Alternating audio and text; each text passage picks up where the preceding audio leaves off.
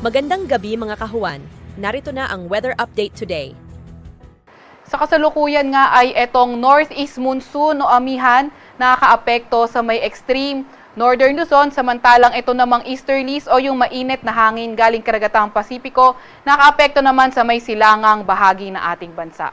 Itong northeast monsoon o amihan, nagdadala ito ng maulap na papawirin at mga pag-ulan sa may Batanes area.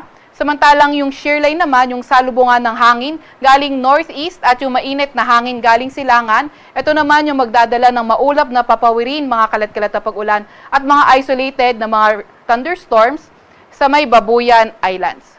May kita nga rin natin sa ating satellite image na halos walang kaulapan sa other parts ng ating bansa, kaya asahan natin Metro Manila and the rest of the country, partly cloudy to cloudy skies at may mga tsansa ng mga localized thunderstorms. Sa kasalukuyan nga rin ay wala tayong namomonitor na low pressure area or bagyo sa loob or malapit sa ating Philippine Area of Responsibility. Para naman sa lagay ng ating panahon bukas, inaasahan pa nga rin natin yung amihan na magdala ng maulap na papawirin, mga kalat-kalat na mga pag-ulan sa may Batanes area.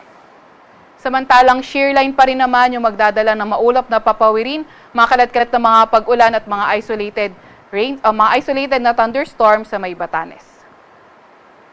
Sa Metro Manila at nalalabing bahagi ng Luzon, partly cloudy to cloudy skies, may mga tsansa pa nga rin ng mga localized thunderstorms.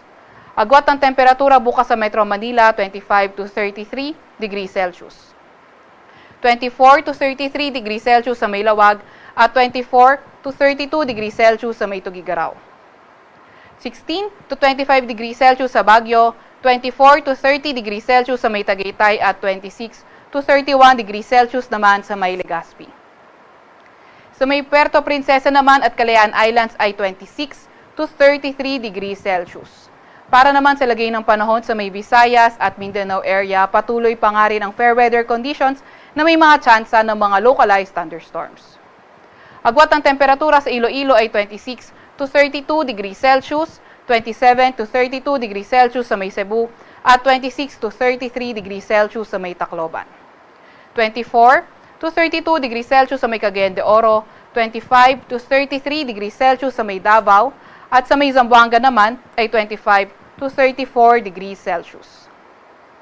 Wala na tayong nakataas na gale warning sa kahit na anong baybayin ng ating bansa, pero ingat pa rin sa mga papalaot sa may western section ng Northern Luzon at sa northern section ng Northern Luzon dahil magiging katamtaman hanggang sa maalon ang karagatan. Gayunpaman, kahit wala na tayong gale warning ngayon, hindi pa rin natin tinatanggal yung tsansa na by tomorrow afternoon o sa mga susunod na araw, posibleng muli tayong magtaas ng gale warning. Kaya patuloy tayong mag-aantabay ng mga update ng pag-asa.